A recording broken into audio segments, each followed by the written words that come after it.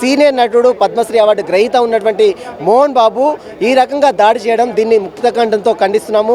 వెంటనే మోహన్ బాబుపై పాడిషేరి పోలీసులు కేవలం 118 సెక్షన్ అంటే నాన్ బెయిలబుల్ సెక్షన్స్ మాత్రమే యాడ్ చేశారు. కానీ 109 బీఎన్ఎస్ యాక్ట్ 109 కింద వెంటనే కేసు నమోదు చేయాలి, అతన్ని వెంటనే అరెస్ట్ చేయాలి. కేవలం ఇప్పుడు ఒక హైడ్రామాకు తెరదీసిండు. అతను హాస్పిటల్లో ఉన్నాను, తన ఆరోగ్యం బాగాలేదు. నిన్న కొట్టింది ఆయనే, జర్నలిస్టులను కొట్టింది ఆయనే.